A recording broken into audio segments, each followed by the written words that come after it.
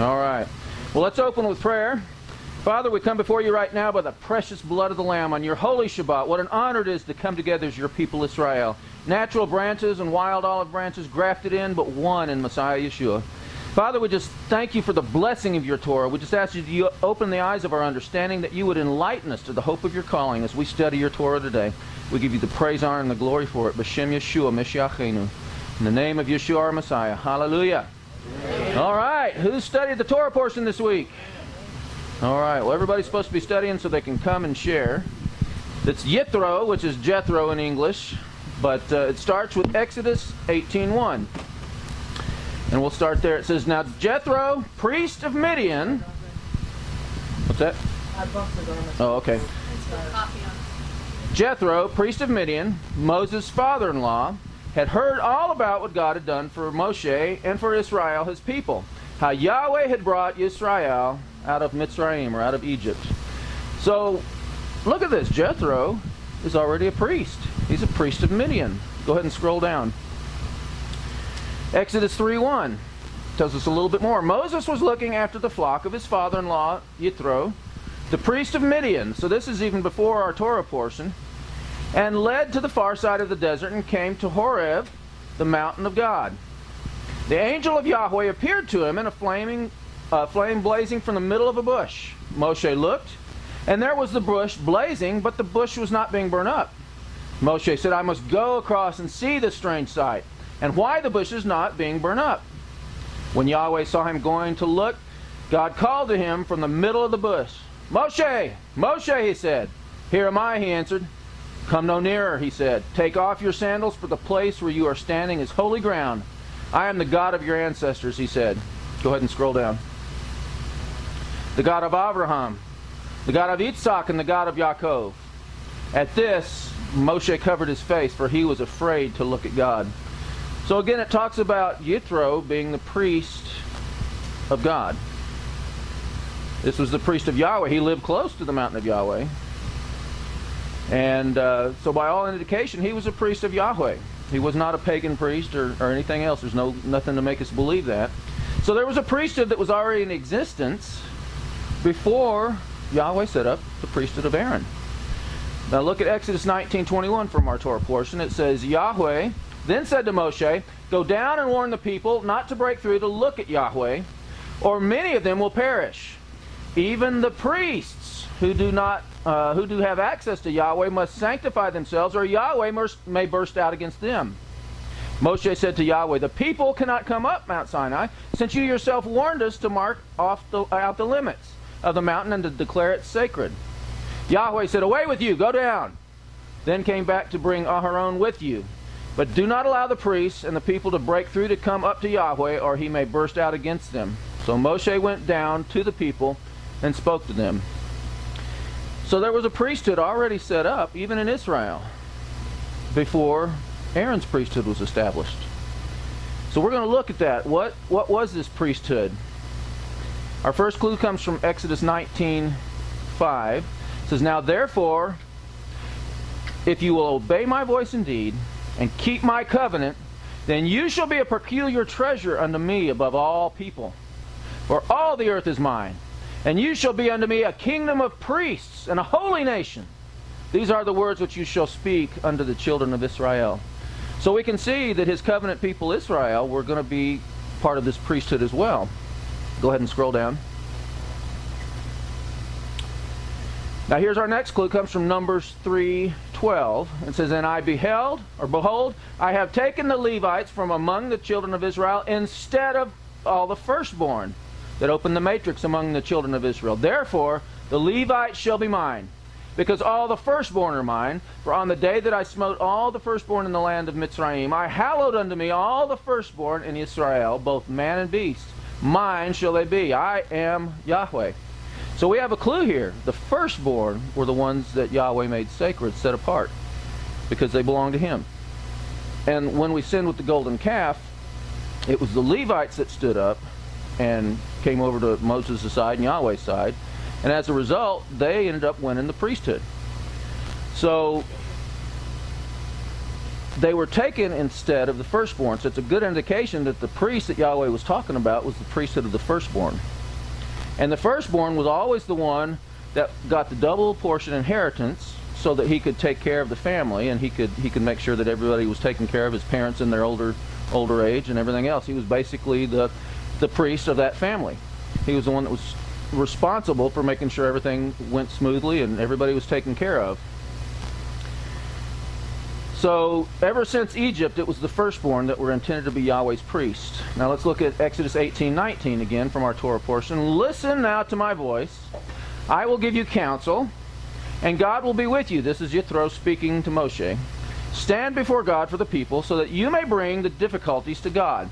And you shall teach them the statutes and the laws, and show them the way in which they must walk, and the work they must do. Moreover, you shall select from all the people able men, such as fear God, men of truth, hating covetousness, and place such over them to be rulers of thousands, rulers of hundreds, rulers of 50s, and rulers of 10s. And let them judge the people at all times. Then it will be that every great matter they shall bring to you, but every small matter they shall themselves shall judge. So it will be easier for you, for they will bear the burden with you. So the leaders that Moses picked to be the captains of the thousands and hundreds and 50s and 10s were most likely firstborn, because they were already leaders in their families. So this is understood even by the ancient rabbis. Rav Cohen is the one that actually told me about this, Eliyahu Cohen, that the priesthood was the firstborn. That's what they fully believe, and he was trained fully as a rabbi, so he pretty much knows. But it looks like that's what it would have been, because it was the firstborn that was already placed as the leader of that particular family clan, and so it just makes sense that they would be the ones that Moses would have picked. So you've got the firstborn set up over these that would also have been priests at this time. So they would have been the priesthood that it's talking about, that Yahweh says, don't even let them come up, otherwise I'll break out on them. So, as we talked about, the firstborn got the double portion inheritance so they could take care of the family. After the sin of the golden calf, Yahweh had Moses establish a different priesthood, because beforehand there was already a priesthood. Well, we want to look at who was the high priest of the first priesthood. We know it was Aaron that was high priest of the second priesthood, the priesthood of Aaron. And in Exodus 40:15 it says, you shall anoint them as you anointed their father, that they may minister to me as priests. He's talking about his sons. For their anointing shall surely be an everlasting priesthood throughout their generations. So he's establishing an eternal priesthood in Aaron and his descendants. And we have a second witness in Numbers 25:11 that says, Pinchas, the son of Eleazar, the son of Aharon, the priest, has turned back my wrath from the children of Israel, because he was zealous with my zeal among them, so that I did not consume the children of Israel in my zeal. Therefore say, behold, I give to him my covenant of peace. It shall be to him and his descendants after him a covenant of an everlasting priesthood, because he was zealous for his God and made atonement for the children of Israel. So again, Phinehas was promised the same priesthood because of his zeal, as an everlasting priesthood. So this is a physical priesthood we're talking about here. And we know that the Israelites that were priests were not part of this priesthood. They were part of another priesthood. So what priesthood were they part of? Well, we have some clues that lie with who Abraham honored as a priest. Go ahead and scroll down. It says in Genesis 14, starting at verse 18, Then Melchizedek, king of Salem, or Shalom, brought out bread and wine. He was the priest of God Most High. And he blessed him and said, Blessed be Avram, the God of the Most High, possessor of heaven and earth, and blessed be God Most High, who has delivered your enemies into your hand. And he gave him a tithe of all. Well, tithing hadn't been instituted at Sinai yet. How did he know to do that? Well, it was just understood. Even Jacob, when he went to Laban, when he was going to get his wife, was telling the father that, hey, if you'll bless me and bring me back to my land, I'll give you a tenth of everything. It was just something they understood, and it was probably passed down from the Garden of Eden. Cain and Abel had to know some of the Torah. They had to know what to offer. Otherwise, he couldn't have held Cain responsible for not having the right heart in his offering. So this priesthood is talked about in the Psalms, in Psalms 110. It says, a Psalm of David.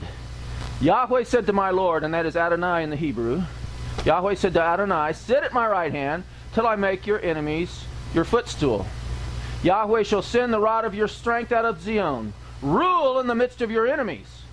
Your people shall be volunteers in the day of your power, and the beauties of holiness from the womb of the morning. You have the dew of your youth. Yahweh has sworn and will not relent. You are a priest forever, according to the order of Melchizedek. So there's an eternal priesthood talked about here. In Hebrews 6:20, we see that it's Yeshua that's the high priest of this order. It says, whether the forerunner is for us entered, even Yeshua made a high priest forever after the order of Melchizedek. So Yeshua is the high priest. And as we study and see, we're going to see that he has always been the high priest. He was the one that the priesthood was patterned after when Moses set up the priesthood of Aaron. Hebrews 7:20. It says, it's insomuch as he was not made priest without an oath, for they have become priests without an oath, but he with an oath by him who said to him, Yahweh has sworn and will not relent. You are a priest forever, according to the order of Melchizedek. By so much more, Yeshua has become a surety of a better covenant. Also, there were many priests, because they were prevented by death from continuing. But he, because he continues forever, has an unchangeable, go ahead and scroll down, priesthood. Therefore, he is also able to save to the uttermost those who will come to Elohim through him, since he always lives to make intercession for them. For such a high priest was fitting for us, who is holy, harmless, undefiled, separate from sinners, and has become higher than the heavens, who does not need daily, as those high priests, to offer up sacrifices for his own sins and then for the people's. For this he did once for all when he offered up himself. Now, by doing this, did he do away with the other system? No, because we're told that it was an eternal priesthood. And we're going to study and see when he comes back for that 1,000-year reign, he's setting up the same system. And he's even offering sacrifices for himself in this system, because it's what Torah talks about. Now, it's not to atone for sin, because we know from other scriptures in Hebrews that the blood of bulls and goats won't atone for sin. It's the blood of the Lamb Yeshua. But as we know from Revelation, he was slain from the foundation of the earth. So it says, for the Torah appoints as high priests men who have weakness. But the word of the oath which came after the Torah appoints the Son who has been perfected forever. And what it did is it just revealed what was already. He was always seated at the right hand of the Father, ever living to make intercession for us. He was slain from the foundation of the earth. He's always been our intercessor and our advocate. The whole sacrificial system that was set up in the priesthood of Aaron were physical pictures that point towards the reality of what Yeshua has already done, what he's been doing from the beginning. So it did point out in our reading that now we're walking in a better covenant. At Yeshua's last Passover, he wasn't making wine a ceremonial part of Passover, because it never was officially. In Torah it talks about you have to have the lamb, you have to have unleavened bread, and bitter herbs. So there's the only 3 biblical things that we have at the Passover Seder.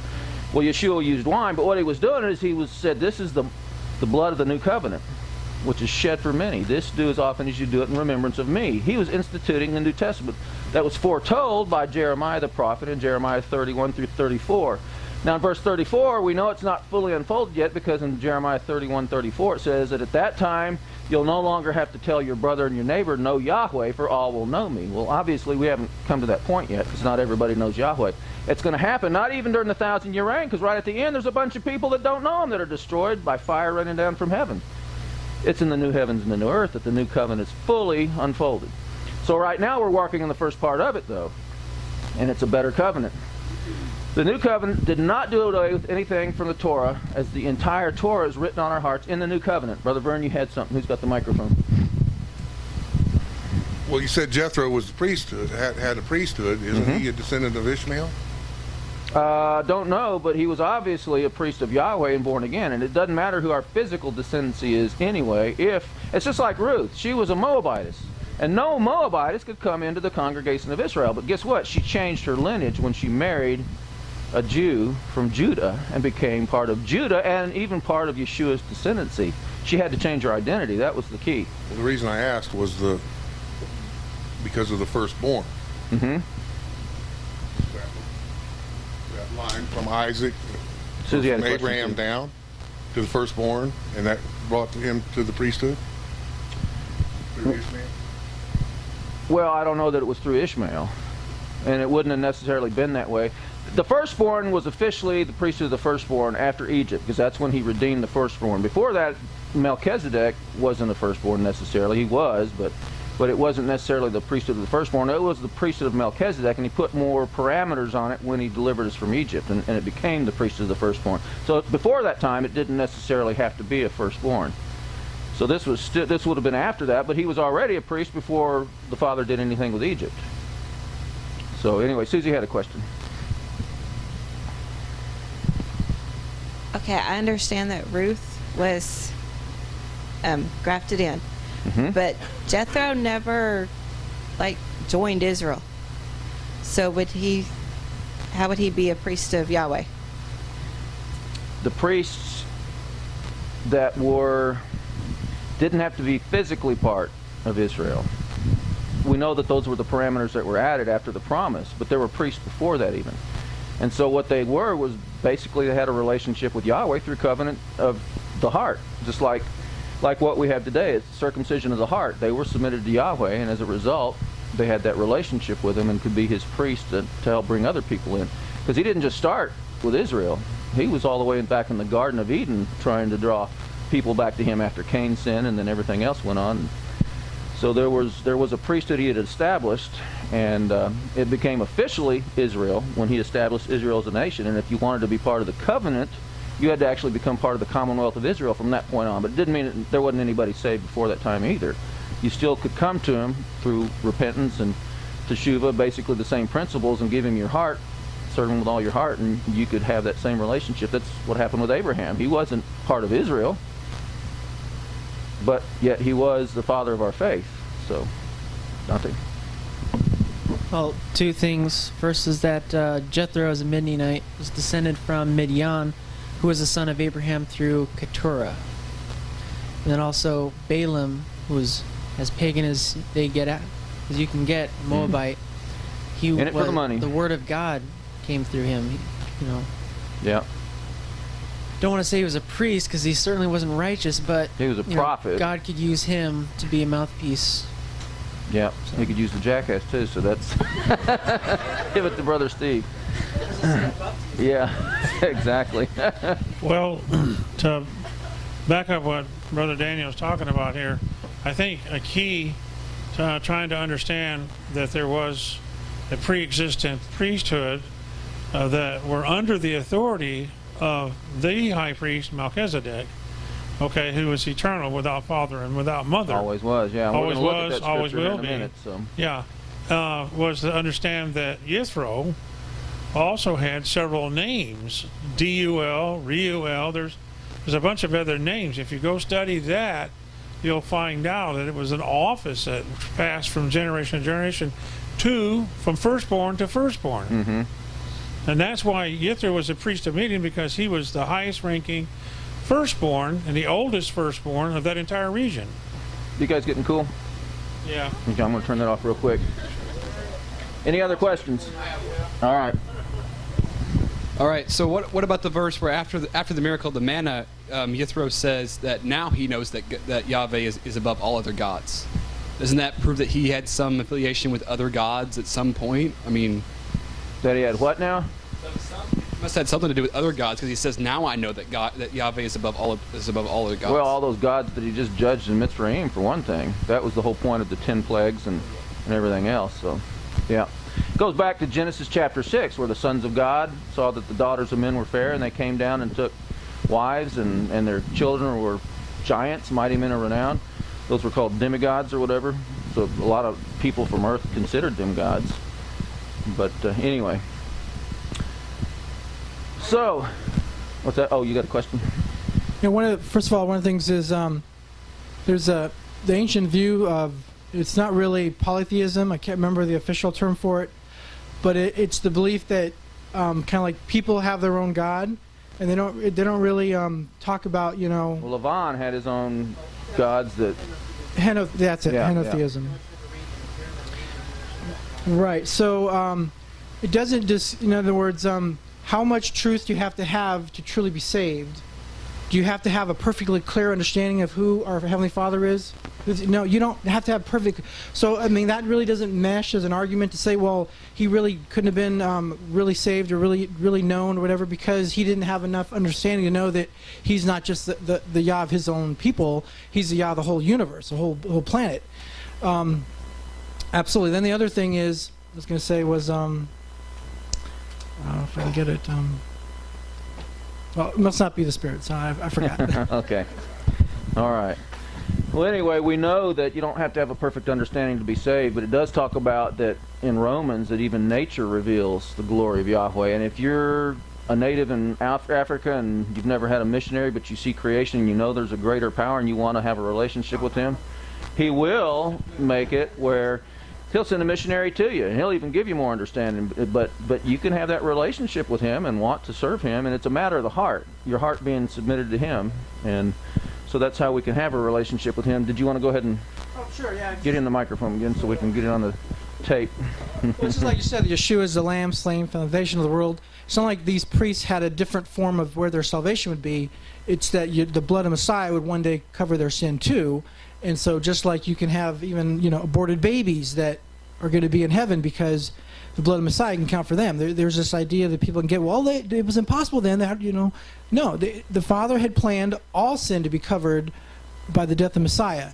And so, yes, I believe, right, well, that potential's there, but that right. reality... No, it doesn't mean that they got it. Shaul was saying, there's always only been a remnant, because it goes back to the heart, and only Yahweh knows a person's heart, and it's been a very few, and that's what even Yeshua says.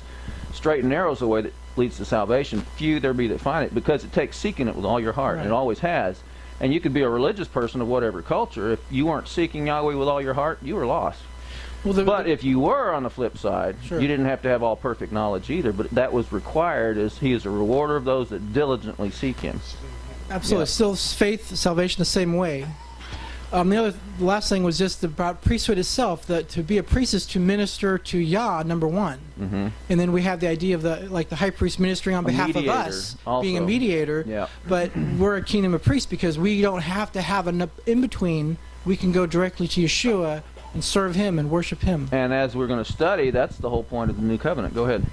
Going back to what our friend said earlier, wondering why he had talked about knowing that Yah was powerfuler than all other gods beforehand. There was a practice in ancient Near Eastern religion where you would have a major god and you would have many lesser gods underneath him, but you still qualified that one major god as your god. So likewise, he could have had Yah as one of his major gods and still had the many others, but then through the acts of Yahuwah revealed that all the others were just frauds. Yeah. Yeah, and that comes along with diligently seeking them. When you really have that desire and you're seeking them, he's going to give you more truth. You're going to end up growing. You're going to be coming to a better, perfect understanding of his truth. You still might not understand it all before you leave this realm, but as long as you're on that straight and narrow path, that's what counts. So we're all at different stages of it. So it talks about that he became the mediator of a better covenant. So what is this better covenant? Well, it's everything the other covenant had. The qualifications didn't necessarily change because he wrote his Torah in our heart and in our minds. So the requirements didn't change. It's still his Torah. That's his teaching and his instruction. But what he did is he gave us his Holy Spirit. Everybody now had the opportunity to have his Ruach, whereas just the prophets did before. And some people talk about the priests had it too. Well, if they were a prophet, yeah. Some of the kings had it because they were a prophet. That was the thing. Not everybody had access. Some of them had it from the womb even. John the Baptist, as a matter of fact. But he was a prophet. So that was a specific calling where they had his Spirit. And people could be saved by faith, but they didn't have the power of the Spirit or the revelation of the Spirit like the prophets did. But now, through the new covenant, we all are to be led by the Spirit of God, to be the sons of God. They that are led by the Spirit of God, they are the sons of God, is what it tells us in Romans chapter 8. So Yeshua has initiated this better covenant, the new covenant. And I know we're taught a lot about it being a renewed covenant. The requirements didn't change, but literally, if you understand Hebrew, that word is new. It literally is a new covenant. But what it is, it's everything the old covenant had, but it has more added to it. The requirements are actually greater. Yeshua says, it's written, you shall not commit adultery. He says, but I say, if you look at a woman to lust after her, you've committed adultery in your heart already. So the requirements are even more stringent in the new covenant than they were in the old, but nothing changed. But the whole thing was, now it's God that's in us, both to will and to do of his good pleasure. We now have the desire and the ability to be able to walk in this. And I've got pages and pages to go through. So unless it's a really important question, save it to the end of the Midrash. Okay. Otherwise, we'll be here forever. Just one word. Okay. I'm just going to say. Hey, get him the microphone so we can get it on the tape. All I want to do was to enhance what you were saying. Priests are always expected. There was more expected of them. They had to live an even holier life than everybody else. Yeah, exactly. Exactly. So like I said, go ahead and scroll some more. The new covenant did not do away with anything that was given beforehand, but it was actually had more added to it, which was what made it new. Now, not everybody had the ability to be priests before. Under the old covenant, only Aaron and his sons could be priests. But now, in the new covenant, we have the ability again to be priests after the order of Melchizedek. So it brings us into the priesthood that was from before Aaron's, what Aaron's was patterned after. In Revelation 1:5 we see from Yeshua Messiah, the faithful witness, the firstborn from the dead, and the ruler over the kings of the earth, to him who loved us and washed us from our sins in his own blood, and has made us a kingdom of priests to his God and Father. To him be glory and dominion forever and ever. He has made us a kingdom of priests. Amen. From the order that was from before. See, the priesthood, we're going to read a scripture in Hebrews coming up that talks about this priesthood being changed. Well, this wasn't the first time it was changed. It was changed before when Aaron was added, because there was already a priesthood before that. And then it was changed into the priesthood of Aaron. 1 Peter 2:1 gives us another witness. It says, therefore laying aside all malice, all deceit, hypocrisy, envy, and all evil speaking, as newborn babes, desire the pure milk of the word, that you may grow thereby, if indeed you have tasted that the Master is gracious, coming to him as to a living stone, rejected indeed by men, but chosen by Elohim and precious. You also, as living stones, are being built upon a spiritual house, a holy priesthood, to offer up spiritual sacrifices acceptable to Elohim through Yeshua Messiah. So we are literally a holy priesthood. So with the new covenant came a change of focus towards the two eternal priesthoods. In Hebrews 7:5 it says, and verily they that are of the sons of Levi, who receive the office of the priesthood, have a commandment to take tithes of the people according to the Torah. That is, of their brethren, though they come out of the loins of Abraham. But he whose descent is not counted from them received tithes of Abraham, and blessed him that had the promises. And without all contradiction, the less is blessed of the better. And here men that die receive tithes, but there he receives them of whom it is witnessed that he lives. And as I may so say, Levi also, who received tithes, paid tithes in Abraham. For he was yet in the loins of his father when Melchizedek met him. If therefore perfection were by the Levitical priesthood, for under it the people received the Torah, what further need was there that another priest should rise after the order of Melchizedek, and not be called after the order of Aharon? For the priesthood being changed, there is made of necessity a change also of the Torah. So what does that mean? Is the Torah literally being changed? Neither one, actually, because in Deuteronomy chapter 4 and also the last verse of chapter 12? He says, this is the Torah that Yahweh gave to Moshe. It says, you shall not add to it, and you shall not take away from it. So we know that nothing given can add to the Torah or take anything away from it. What it is, and what most people don't understand, is the two priesthood have two different rules. And it tells us Yeshua was from a tribe that wasn't mentioned as a priest. He couldn't go into the Holy of Holies in the physical temple, even though he's the creator. He was from a different tribe. And there were different rules that applied to each priesthood. It's just like none of us could go into the physical Holy of Holies. Yet through Yeshua, just like Isaiah, we could be caught up to the throne room and be there in his presence. It says we're seated with him in the heavenly places. So each priesthood has rules that are specific to it. So if there's a change of the priesthood, there's a change of the laws that govern that different priesthood. It's not saying that any of the Torah is being added to or taken away from. It's just there's different parts of the Torah now that we have to follow according to this priesthood that is going to be different from the rules that govern the other priesthood. So, and it also makes it clear that let's see. Well, it doesn't actually have it there in this place. We'll go on. For he of whom these things are spoken pertains to another tribe, of which no man gave utterance at the altar. For it is evident that our master sprang out of Judah, of which tribe Moses spoke nothing concerning priesthood.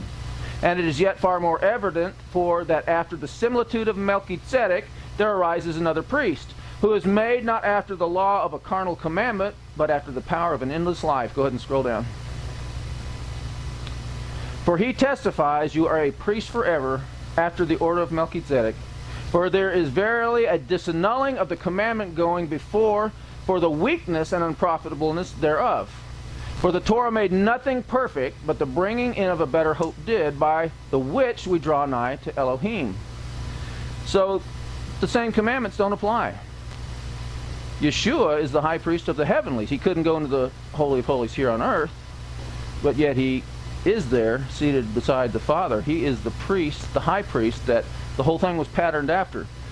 And just like no man can see the face of Yahweh and live, Aaron couldn't walk into the throne room where Yeshua is, otherwise he'd just melt physically. I mean, there's some that were taken by in the spirit there, like Isaiah from our Haftorah portion this week. But there's different rules that govern each priesthood, and we can't confuse the two. So we've all been brought into a better priesthood, which has different rules that govern it. And with the destruction of the temple and the temporary setting aside of the Levitical priesthood, Yahweh has made it impossible for Israel to biblically keep any of the Torah that pertains to the Levitical worship. We can't take animals and sacrifice them today. Yahweh says in order to do that, you have to do it at the place where he chooses to place his name, which is the temple in Jerusalem. And it has to be done with the priesthood of Aaron, and the blood has to be sprinkled on his altar physically. So without the priesthood of Aaron and the temple and his altar there, we can't participate in any of that. Even the Passover. Deuteronomy 16 flat out forbids us to do the Passover within any of our gates. And it says, but at the place that I've chosen to place my name. That's where all the sacrifices had to be done. After the temple was established, beforehand when the tabernacle was moving around, you did it wherever the tabernacle was. But when he set us up and he gave us that permanent place, it's never moved since then. And it says, if you study Chronicles and Kings, it says, this is where I've placed my name forever. I mean, I understand that we're the temple of the Holy Spirit, but there's a physical place on this earth that he has placed his name forever, and it will never move. When Yeshua comes back in the 1,000-year reign, that's where he's going to rule and reign from, right there from the temple. And as we study, we'll see in Zechariah 6 that he's even the one that's going to build his future temple. So, for the time being, temple worship is impossible. So as New Covenant believers, how do we worship? Go ahead and scroll down. Leviticus 3:1, it says, when his offering is a sacrifice of a peace offering, if he offers it of the herd, whether male or female, he shall offer it without blemish before Yahweh. Skipping to verse 16, and the priest shall burn them on the altar as food, an offering made by fire for a sweet aroma. All the fat is Yahweh's. This shall be a perpetual statute throughout your generations. In all your dwellings you shall eat neither fat nor blood. So not all the sacrifices were for sin. Some of them were for worship. That being said, in Philippians 4, it says in verse 18, indeed, I have all and abound. I am full, having received from Epaphroditus the things sent from you, a sweet-smelling aroma, an acceptable sacrifice, well-pleasing to God. There's a spiritual aspect of doing certain things, such as giving, that Yahweh's well pleased with. It's a sweet aroma, just like taking a physical sacrifice at the temple. And what that was kind of like barbecue. You know how good barbecue smells when you're cooking it on? That's what it was for them. The fat was a sweet-smelling aroma. It was Yahweh's.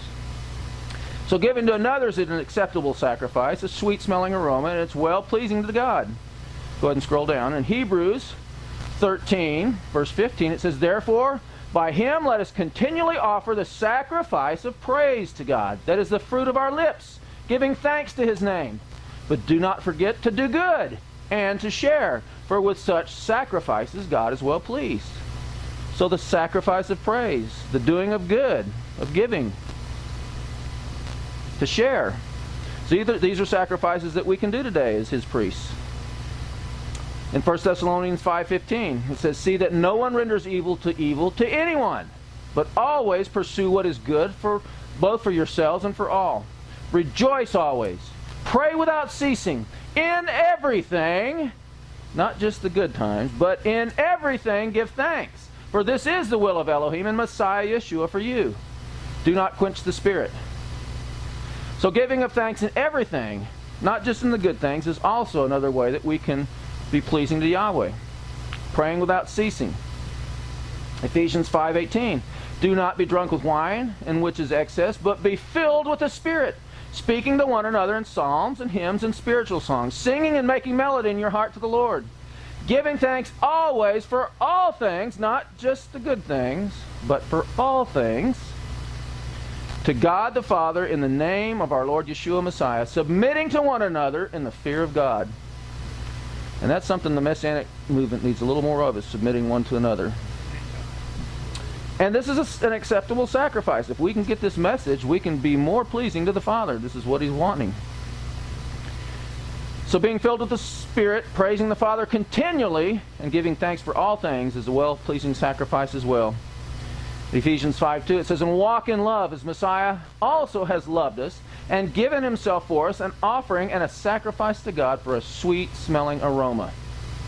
So again, walking in love, just as Yeshua has loved us. And we're to be known as his disciples by our love one for another. And sometimes our flesh doesn't want to do that. But it is a sacrifice, and it's one that he'll be well pleased in. It gives him the glory that is his. Go ahead and scroll down. Romans 12:1 says, "I beseech you therefore, brethren, by the mercies of God, that you present your bodies as a living sacrifice." Now our flesh wants to do what our flesh wants to do. And we have to choose to walk after the Spirit and not fulfill the lust of the flesh. And that is a sacrifice sometimes, but it's well-pleasing to God. "Holy and acceptable to God, which is your reasonable service. And do not be conformed to this world, but be transformed by the renewing of your mind, that you may prove what is that good, acceptable, and perfect will of God." We have to take an effort. We have to renew our minds. When we're born again, we have a brand new spirit that wants to do God's will, but our minds still think the same way they always did. Our bodies still want to do the same old things they always did. If we were smoking, most of the times we're not delivered from smoking. We have to make the effort to quit. Sometimes he has mercy and does things supernatural, but for the most part, we have to be the ones that present our body as a living sacrifice. So in 2 Corinthians 10:3 says, "For though we walk in the flesh, we do not war according to the flesh. For the weapons of our warfare are not carnal, but mighty in God for pulling down of strongholds." So where are these strongholds? Again, they're in our minds. "Casting down arguments and every high thing that exalts itself against the knowledge of God, bringing every thought into captivity to the obedience of the Messiah." If we can control our thought life like he tells us, and he gives us the desire and the ability to do it by the Holy Spirit living within, we keep Satan out of our thoughts. We keep him out of our mind. If he can't get in our thought life, he can't get in our lives. Nobody goes out and commits adultery just on accident. Whoops. Doesn't happen. You think about it first. You start meditating on it. You do it in your mind first, and then you physically do the act. But if you can keep Satan out of your mind, you won't even go there. There won't be any chance of it. So this is part of our weapons that we have to practice. And it's worship as well. Go ahead and scroll down. Philippians 4:8. "Finally, brethren, whatever things are true, whatever things are noble, whatever things are just, whatever things are pure, whatever things are lovely, whatever things are of good report, if there is any virtue and if there is any praiseworthy, meditate on these things." Again, we have to purpose to control our thought life. We don't just keep bad thoughts out, we think on the good things. Well, what are these good things? Well, in Joshua 1:7, he tells us, "Only be strong and very courageous, that you may observe to do according to all the Torah which Moses my servant commanded you. Do not turn from it to the right hand or to the left, that you may prosper wherever you go. This book of the Torah shall not depart from your mouth, but you shall meditate in it day and night, that you may observe to do according to all that is written in it. For then you will make your way prosperous, and then you will have good success." The Torah is what we're supposed to be meditating on. I mean, we can think about the blessings that he's blessed us with too, but primarily it's the Torah. The Torah is where our life is. And David gives us a second witness in the Psalms. Psalm 1. Blessed is the man who walks not in the counsel of the ungodly, nor stands in the path of sinners, nor sits in the seat of the scornful. But his delight is in the Torah of Yahweh, and in his Torah he meditates day and night. He shall be like a tree planted by the rivers of water, that brings forth its fruit in its season, whose leaf also shall not wither, and whatever he does shall prosper. The ungodly are not so, but are like the chaff which the wind drives away. Therefore the ungodly shall not stand in the judgment, nor sinners in the congregation of the righteous. For Yahweh knows the ways of the righteous, but the ways of the ungodly shall perish. Again, it's the Torah that we're to meditate in primarily. And it involves speaking it as well, muttering it to ourselves, mulling on it. So though we can still worship today in these forms that we just looked at, it's still not the highest form of worship. Look at Hebrews 8:1. Now this is the main point of the things we are saying. We have such a high priest who is seated at the right hand of the throne of the majesty in the heavens, a minister of the sanctuary and of the true tabernacle, which the Lord erected and not man. There is a true tabernacle, and it's in the heavenlies. The system Moses set up, he didn't dream it up himself. This was Yahweh that showed him what true worship really is. For every high priest is appointed to offer both gifts and sacrifices. Therefore it is necessary that this one also have something to offer. For if he were on earth, he would not be a priest, since there are priests who offer the gifts according to the Torah, who serve the copy and shadow of the heavenly things. Moses just set up a copy of what goes on in the heavenlies. The tabernacle that Yahweh erected. The worship that he wants. We're taught in Christianity that this is garbage. This is just stuff those old Jews did, and now we're in a higher state. That's junk. The highest state is what he gave us through Moses that goes on in the throne room today. And this is coming on earth again. We've been taught a bunch of garbage. We need to understand Yahweh knows what is pleasing to him. And he knows what kind of worship he wants. And we're not just to worship in spirit, we're to worship in truth. Amen. This is his truth. And we're going to look at what happens in the future when Yeshua's here. Here, we'll look at some excerpts from Ezekiel. So Moses establishes the tabernacle worship, which later moved to the temple, after the worship that Yahweh established in the heavenly tabernacle that he erected.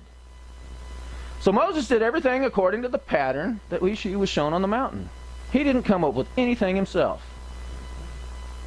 He came up with what Yahweh gave him to do. And we know through Acts that it was actually the angel that gave it to him. It was Yeshua. Yeshua gave us temple worship. This is new covenant worship. The early believers, as we're going to see, they met at the temple daily. That was the core of our worship even then. Go ahead and scroll down. In John 4:20, it says, our Father worshipped on this mountain. This is Yeshua talking to the woman at the well in Samaria. You Jews say that in Jerusalem is the place where one ought to worship. Yeshua said to her, woman, believe me, the hour is coming when you will neither worship on this mountain nor in Jerusalem worship the Father. Because he knows it's about to be destroyed and everybody's about to be kicked out. You worship what you do not know. We know what we worship, for salvation is of the Jews. Because they operate in the core of what Yahweh gave us through Moses. Because that is Yahweh's true form of worship. But the hour is coming and now is when true worshipers will worship the Father in spirit and in truth. One without the other is not good enough. That's why Christianity is lost, and that's why the Jews are lost. One has the Spirit most of the time. Sometimes it's another spirit. One has the truth most of the time. Sometimes it's a false truth. But it takes both, spirit and truth, to be a true worshiper for Yahweh. God is spirit, and those who worship him must worship in spirit and in truth. It's not an option. This is what he requires if we're going to truly worship him. So physical worship as well as spiritual worship is what he desires. So salvation is of the Jews, but not the rabbinic Jews of today.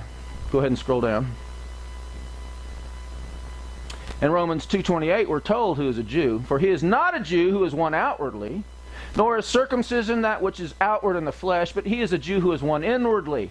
And circumcision is that of the heart, in the spirit, not in the letter, whose praise is not from men, but from God.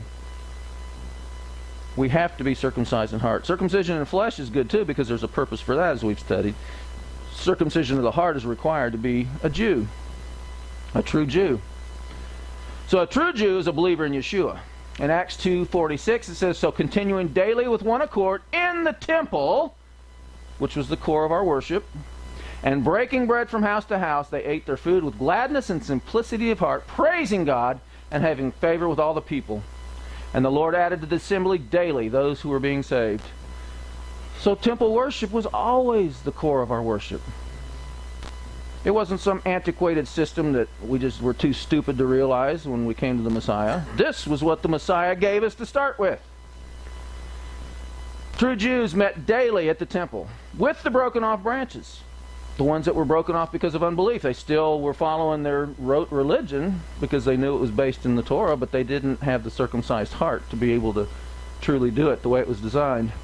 In Acts 3:22 it says, for Moses truly said to the fathers, Yahweh your God will raise up for you a prophet like me from your brethren. Him you shall hear in all things whatever he says to you. And it shall be that every soul who will not hear that prophet shall be utterly destroyed from among the people, which is why Judaism is not part of the Commonwealth of Israel today. They've been broken off. They can be grafted back in again if they don't abide in the unbelief. But right now, because they rejected the prophet like Moses, they're no longer part of it. And I don't care if they have a zeal for God, like Paul said, it's without knowledge. He says, my heart and desire is that Israel would be saved. In other words, they're not. They were broken off because of unbelief. They rejected the Messiah. Go ahead and scroll down. So, what did believers' temple worship consist of? Acts 18:18. Paul, who we were told did away with the Torah, didn't follow it. Look at how he actually worshipped. In Acts 18:18, he's in Cenchrea. It says, and Paul after this tarried there yet a good while, and then took his leave of the brethren, and sailed thence to Syria. And with him Priscilla and Aquila, having shorn his head in Cenchrea, for he had a vow. Well, what vow in Torah do we shave our heads with? There's only one. The vow of the Nazarite. And it comes from Numbers 6:1. Then Yahweh spoke to Moses, saying, speak to the children of Israel, and say to them, when either a man or a woman consecrates an offering to take the vow of the Nazarite. So this was designed for people that weren't part of the priesthood. They could actually become as holy and sanctified as a priest by taking this vow. To separate himself to Yahweh, he shall separate himself from wine and similar drink. He shall drink neither vinegar made from wine nor vinegar made from similar drink. Go ahead and scroll down. Neither shall he drink any grape juice nor eat fresh grapes or raisins. All the days of his separation he shall eat nothing that is produced by the grapevine from seed to skin. All the days of the vow, his separation, no razor shall come upon his head, until the days are fulfilled for which he separated himself to Yahweh. He shall be holy. Then he shall let the locks of his head grow. All the days that he separates himself to Yahweh, he shall not go near a dead body. He shall not make himself unclean for even his father or his mother, for his brother or his sister when they die, because his separation to God is on his head. All the days of his separation shall be holy to Yahweh. And if any dies very suddenly beside him, and he defiles his consecrated head, then he shall shave his head on the day of his cleansing, and on the seventh day he shall shave it. And it goes on and talks about it. You have to be cleansed with the ashes of the red heifer, so on and so forth.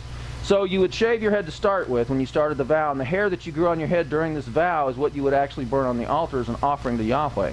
So that's why you would shave your head to start with. So in Acts 21:20, if you read on in Numbers 6, you can see that the vow has to be done, it has to be completed at the altar in Jerusalem. So Paul is going back to Jerusalem. In Acts 21 it says, and when they heard it, they glorified the Lord and said unto him, you see, brother, how many thousands of Jews there are which believe, and they are all zealous of the Torah. But they've been informed about you that you teach all Jews who are among the Gentiles to forsake Moses, saying that they ought not to circumcise their children nor walk according to the customs. What then? The assembly must certainly meet, for they will hear that you have come. Therefore, do what we tell you. We have 4 men who have taken a vow. Take them, be purified with them, and pay their expenses, so that they may shave their heads, and that you all may know that those things of which they were informed concerning you are nothing, but that you yourself also walk orderly and keep the Torah. So the vow of the Nazarite was a very clear indication that you kept the Torah. It was even a voluntary part. It wasn't even required. But he was going to pay for their expenses. So what were their expenses? It goes on in Numbers 6. It says, "Now this is the law of the Nazarite. When the days of his separation are fulfilled, he shall be brought to the door of the tabernacle of meeting, and he shall present his offering to Yahweh, one male lamb in its first year without blemish as a burnt offering, one ewe lamb in its first year without blemish as a sin offering." Sin offering, and this Paul is doing this after the crucifixion of Yeshua.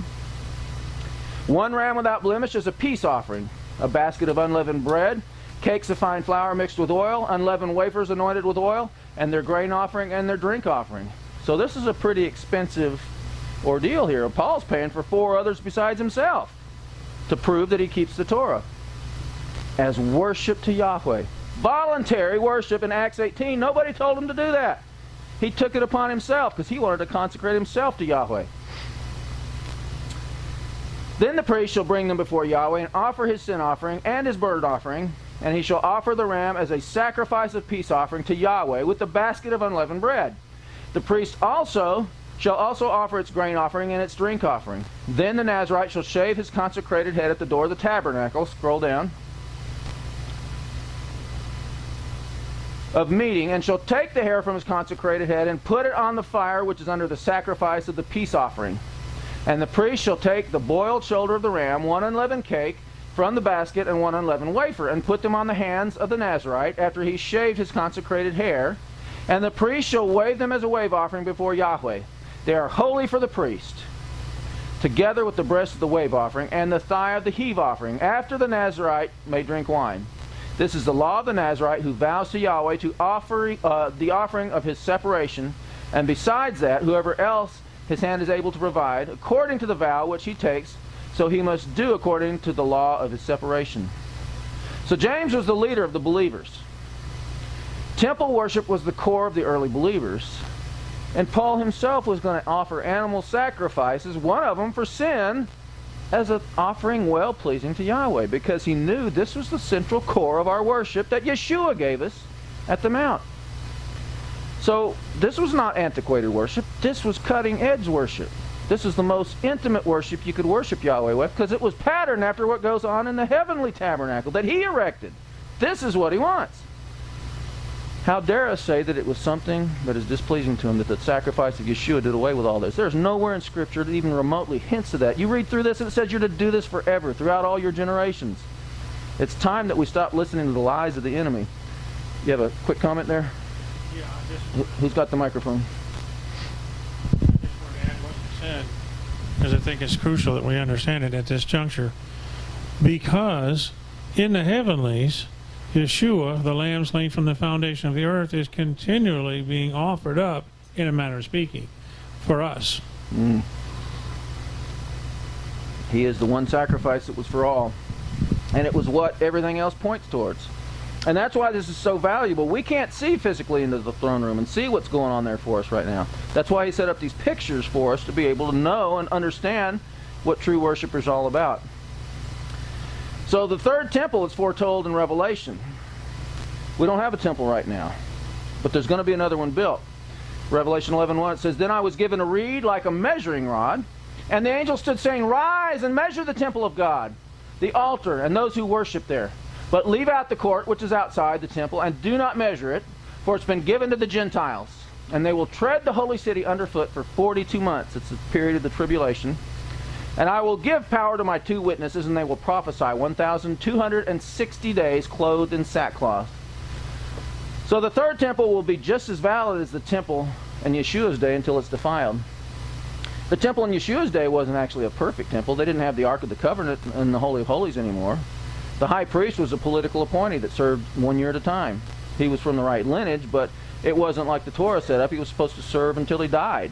And then the person that had to go to the city of refuge could then leave and go back to his inheritance. But they weren't doing it that way in Yeshua's time. Herod had added a lot of things. They had this golden grapevine where people would come and bring their offerings and buy a leaf and add it to the grapevine. There was a lot of stuff that wasn't in the Torah. But yet, Yeshua said, "My Father's to be called house is to be called a house of prayer for all nations." And he drove out the the exchangers and those who were ripping the people off. Because he said this is not a place for that. It's to be a house of prayer. And so this is still considered by Yeshua to be his father's house, even though it was still corrupt. Well, when it's built again, if it's built according to Torah, and the right priests, the sons of Aaron, are still doing the things that the Torah teaches about, it's going to be just as valid as the temple that was there until 70 A.D. So don't speak against this temple if it is according to Yahweh's Torah, because it's patterned after what's going on in the heavenlies. It's a physical picture he wants us to see. 2 Thessalonians 2, verse 2, it says, not to soon be shaken in mind or troubled, neither by spirit or by word or by letter as it is from us, as though the day of Messiah had come. Let no one deceive you by any means, for that day will not come unless the falling away comes first, and the man of sin is revealed, the son of perdition, who opposes and exalts himself above all that is called God. Go ahead and scroll. Or that is worshipped, so that he sits as God in the temple of God, showing himself that he is God. So obviously there has to be a temple for this lawless one to be able to sit in and defile, declaring himself to be God. In Daniel 9:26, we see that the oblation and the sacrifice are going to be caused to cease when this happens. Well, obviously it has to be started up again for that to happen. When the temple is rebuilt, it's basically God's time clock. It's the final countdown for the return of the Messiah. When we see these things happen, we know that the time is nigh. Daniel 9:26, it says, after 62 weeks shall Messiah be cut off, but not for himself. And the people of the prince that shall come shall destroy the city and the sanctuary, and the end thereof shall be with a flood, and from the end of the war desolations are determined. That's the tribulation it's talking about there. The end's going to be with a flood, which we see in Revelation chapter 12. And he shall confirm the covenant with many for 1 week. That doesn't say a covenant with Israel, does it? Because it's not. If you study on in the rest of the chapters of Daniel, it's this guy that comes to power not having any strength of his own, but he makes what we would call a coalition and comes up with the greatest army on earth and defeats everything basically from that point. So, and he shall confirm the covenant with many for 1 week, and in the midst of the week he shall cause the sacrifice and oblation to cease. And for the overspreading of abominations he shall make it desolate, even until the consummation, and that determined shall be poured upon the desolate. So in order for him to make it to cease, and in Daniel chapter 12, if you go on and look, it's actually the starting of the countdown of 1,290 days. So it's another time factor, but it's got to start for it to stop. So obviously it's going to start again, and it's his will. It's not something wicked that these old Jews are doing that's antiquated worship. This is patterned after what goes on in the throne room today. We need to understand this is true worship. So the third temple is going to be destroyed by Yeshua. When he comes back in Revelation 16:19, he says, and the great city was divided into 3 parts, and the cities of the nations fell. And great Babylon came in remembrance before God, to give unto her the cup of the wine of the fierceness of his wrath. And every island fled away, and the mountains were not found. So this temple that has been desecrated by the Antichrist is going to be wiped out by Yeshua. The islands and the mountains are going to be moved, and there's going to be a massive earthquake that it talks about in other places. But yet in Zechariah 6, we see that he's going to rebuild the temple again. In 6:11 it says, take the silver and the gold, make an elaborate crown, and set it on the head of Joshua, the son of Jehozadak, the high priest.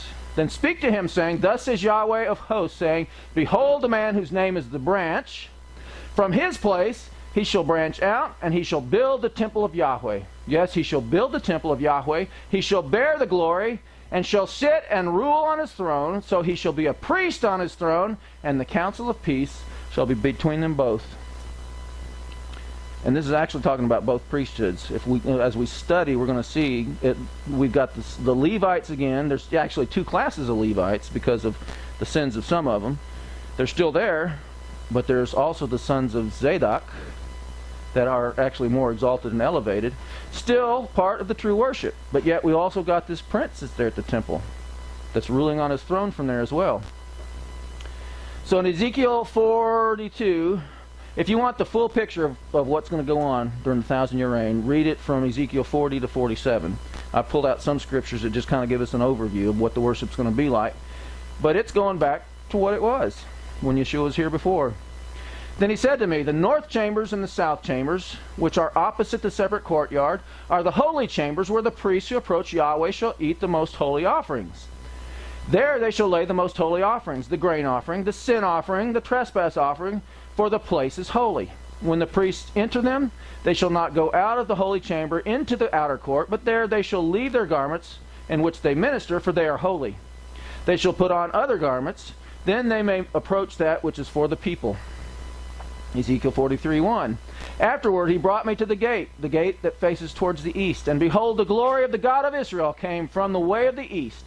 His voice was like the sound of many waters, and the earth shone with his glory. It was like the appearance of the vision which I saw, like the vision which I saw when I came to destroy the city. The visions were like the visions which I saw by the river Chebar. And I fell on my face. And the glory of Yahweh came into the temple by way of the gate which faces towards the east. The Spirit lifted me up and brought me into the inner court. And behold, the glory of Yahweh filled the temple. Then I heard him speaking to me from the temple, while a man stood beside me, and he said to me, Son of man, this is the place of my throne, and the place at the soles of my feet, where I will dwell in the midst of the children of Israel forever. He's setting up temple worship again, just like it's going on in the heavenlies.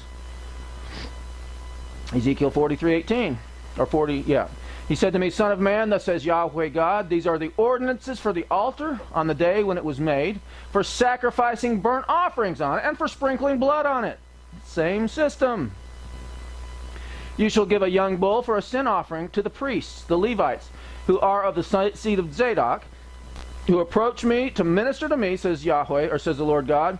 You shall take some of its blood and put it on the four horns of the altar, on the four corners of the ledge, and on the rim around it.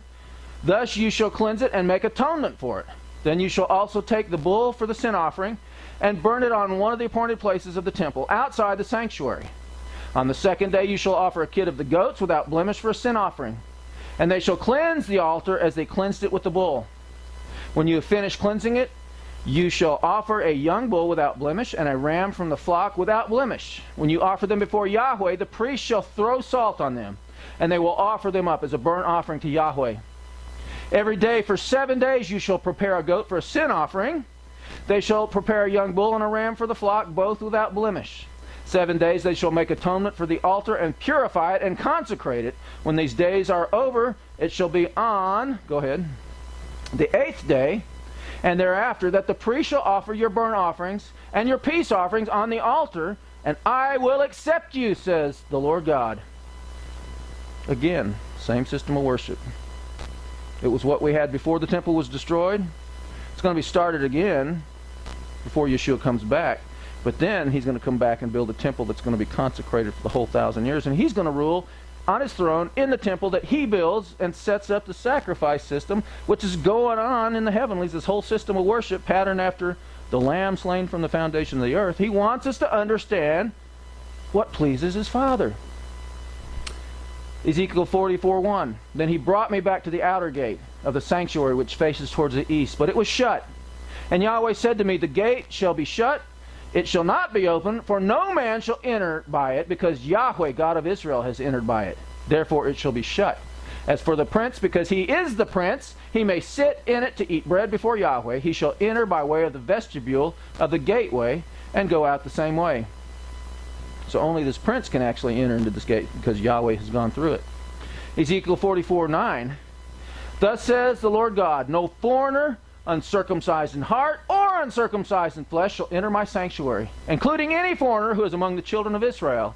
If you want to see Yahweh in this temple, you're going to be circumcised in flesh as well as in heart. So circumcision in flesh is still valid during the 1,000-year reign. It was still valid in Paul's time. He didn't teach against it. He taught against it for salvation. It wasn't required for salvation. Abraham was saved for years before God gave him circumcision. He was pointing out that we're saved by faith. The Judaizers were trying to say, no, you have to be circumcised to be saved. Well, that was never in the Torah. But yet, if you want to be in his presence, you will be circumcised in flesh. And the Levite who went far from me, when Israel went astray, who strayed away from me after their idols, they shall bear their iniquity. Yet they shall be ministers in my sanctuary as gatekeepers of the house, and ministers of the house. They shall slay the burnt offering and the sacrifices for the people, and they shall stand before them to minister to them, because they ministered to them before their idols, and caused the house of Israel to fall into iniquity. Therefore I have raised my hand in an oath against them, says the Lord God, that they shall bear their iniquity, and they shall not come near me to present to me as priests, nor come near any of my holy things, nor into the most holy place, but they shall bear their shame and their abominations which they have committed. Nevertheless, I will make to them to keep charge of the temple for all its work and for all that has to be done. But the priests, the Levites, the sons of Zadok, who kept charge of my sanctuary when the children of Israel went astray from me, they shall come near me to minister to me, and they shall stand before me to offer to me the fat and the blood, says the Lord God.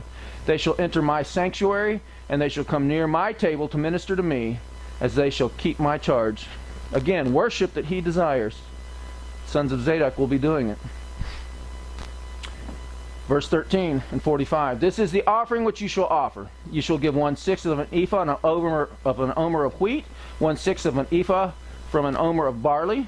The ordinance concerning oil, the oil bath of oil is 1/10 of a bath from a kor. A kor is an omer of 10 baths, and now you know. For 10 baths are an omer, and 1 lamb shall be given from a flock of 200 from the rich pasture of Israel. These shall be for grain offerings, burnt offerings, and peace offerings to make atonement for them, says the Lord God. All the people of the land shall give this offering for the prince in Israel. Then it shall be the prince's part to give burnt offerings, grain offerings, and drink offerings at the feasts of the new moons, the Sabbaths, and all the appointed seasons of the house of Israel. He shall prepare the sin offering, the grain offering, the burnt offering, and the peace offerings to make atonement for the house of Israel. So why are we having sin offerings again if they don't atone for the blood of bulls and goats? Because it's only the blood of the Lamb that ever has, and they're pictures of what his blood is accomplishing. He wants us to know. That's why they were given to start with. They're pictures. So, let me see, what verse was I on? Okay. Then it shall be the prince's part to give burnt offerings. Yep, I read that part. He shall prepare the sin offering, grain offering, the burnt offering, and the peace offerings to make atonement for the house of Israel. Thus says the Lord God, in the first month, on the first day of the month, you shall take a young bull without blemish and cleanse the sanctuary. The priest shall take some of the blood of the sin offering and put it on the doorposts of the temple, and on the four corners of the ledge of the altar, and on the gateposts of the gate of the inner court. And so you shall do on the 7th day of the month for everyone who has sinned unintentionally or in ignorance. There again, just like Numbers chapter 15, there was no sacrifice for willful intentional sin. It says you're cut off. And it gives us the example of the guy picking up sticks on Sabbath on that same chapter, and he was put to death. That's how you're cut off. So no sacrifice for willful and intentional sin. There never was. Hebrews 10 talks about that. The only sacrifice was the one at Yom Kippur. If you could make it to that time of the year, the sacrifice of Yom Kippur would atone for all the sins of Israel, it said. That was the only one. And Yeshua, praise Yah, is the fulfillment of all the sacrifices. So his blood will, if we're truly repentant, and we realize that we've really blown it, and we turn to him with all of our hearts, his blood will still cleanse us of even willful intentional sin. Thus you shall make atonement for the temple. In the first month, on the 14th day of the month, you shall observe the Passover. A feast of 7 days, unleavened bread shall be eaten, and on that day the prince shall prepare for himself and for all the people of the land a bull for a sin offering, preparing for himself. He wants us to know this picture. 46:1, thus says the Lord God, the gateway of the inner court that faces towards the east shall be shut the 6 working days. But on the Sabbath it shall be open, and on the day of the new moon it shall be open. The prince shall enter by way of the vestibule of the gateway from the outside, and stand by the gatepost. The priest shall prepare his burnt offering and his peace offerings. He shall worship at the threshold of the gate. Then he shall go out, but the gate shall not be shut until evening. Likewise the people of the land shall worship at the entrance of this gateway before Yahweh on the Sabbaths and on the new moons. So the prince is again demonstrating true worship, just as what's going on in the heavenlies. Zechariah 14:16. And it shall come to pass that everyone who is left of all the nations which came against Jerusalem shall go up from year to year to worship the King, Yahweh of hosts, and to keep the Feast of Tabernacles. And it shall be that whichever of the families of the earth do not come up to Jerusalem to worship the King, Yahweh of hosts, on them there shall be no rain. If the family of Egypt will not come up and enter in, they shall have no rain. They shall receive the plague which Yahweh strikes the nations who do not come up to keep the Feast of Tabernacles. This shall be the punishment of Egypt and the punishment of all the nations that do not come up to keep the Feast of Tabernacles. In that day, Holiness to Yahweh shall be engraved on the bells of the horses. The pots in Yahweh's house shall be like the bowls before the altar. Yes, every pot in Jerusalem and Judah shall be holiness to Yahweh of hosts. Everyone who sacrifices shall come and take them and cook in them. And that day there shall no longer be a Canaanite in the house of Yahweh of hosts. The second witness, we're going to be doing sacrifices during the 1,000-year reign. We're going to be coming up to the Feast of Sukkot. Passover we saw about. They're all still there. They are all still pictures of things yet to come, like Paul says. They're given to us as physical pictures of the spiritual realities that we can't see. As physical people, as long as there's physical people on this earth, we're going to have the physical pictures. Yeshua said that until heaven and earth passes away, not one jot and one tittle will pass away until it's all fulfilled. Because physical people, their brains leak. They have to have the physical pictures. So that's why he gave them to us. He wants us to know. And that's why they're valid as long as there's a physical heaven and a physical earth. Now in the New Jerusalem, there's going to be some things that are a little bit different. It says there's no temple because the Lamb and God are the temple thereof. And so on and so forth. There won't be any more sin, so we won't need ashes of the red heifer or anything like that. There will be some minor changes. The principles of the Torah will still be eternal. But until then, it's all valid. And it would behoove us to forget the garbage we were taught and the places we came from and realize we need to go back and read the Word for what it says and worship the Father not only in spirit but in truth. Brother Steve? Yep, be like the Bereans. Who's got the microphone? Steve's got something. I just wondered, since those of us who have died and are resurrected when Yeshua appears, or those that remain and are still alive have been caught up with Yeshua and are changed in a twinkling of an eye, and I assume that that means that those of us who are so honored have received the inheritance of eternal life at that point. Yep. We'll get our glorified bodies a little bit early before everybody else. Right. And so will those people, whether they be us or not, will those people be in any way, shape, manner, or form associated with any of the sacrificial system that's reinstituted by the prince? Well, the prince himself is. And he offers, but I'm saying, well, it doesn't seem to say, there doesn't seem to be... Well, it's still part of the Torah, and we can still bring pleasing sacrifices to Yahweh. But even the prince, who it looks like he's the one that's ruling on his throne, looks like that's Yeshua. He's offering sacrifices for himself, it says at one point, as a picture. Not that he needs atonement. I mean, he never did, but he still followed the Torah because it was set up as worship for his Father. If we love Yahweh, we're going to do things according to his Torah because he knows what he wants. Well, see, that makes sense to me in that, to me, Yeshua represented, as John 1 says, he represented the pure, unleavened Torah Moshe. And that's why he could say, when asked what one must do to inherit eternal life, he said, keep the Torah. It's all about love. And if you love me, keep my commandments. If you really love Yahweh, you're going to prove it by your obedience. And as Paul says in 1 Corinthians 13, without love, keeping the Torah is worthless. Without love, we're nothing. That's the thing. Hallelujah. Well, we'll go. Johanna, you got something?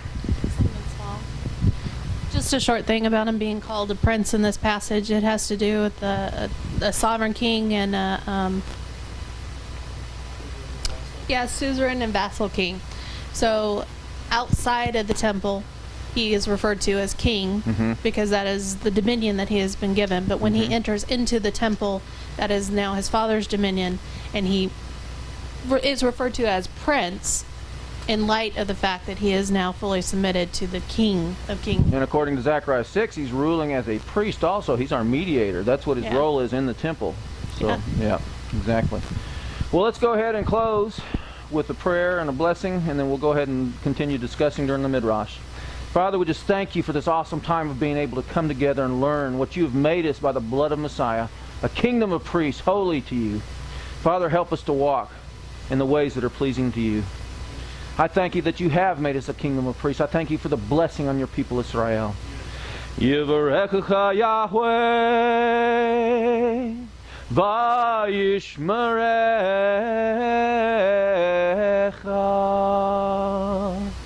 Ya'er Yahweh panav elecha Vihunecha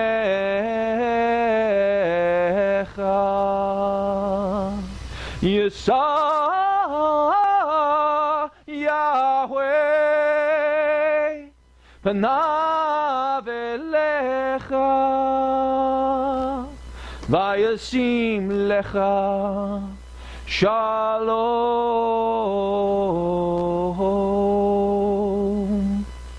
May Yahweh bless you and keep you.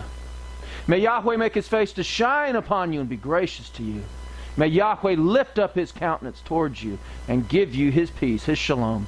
In the name of Yeshua our Messiah. Amen and amen. We are dismissed. Hallelujah. Go ahead and turn off the camera, brother.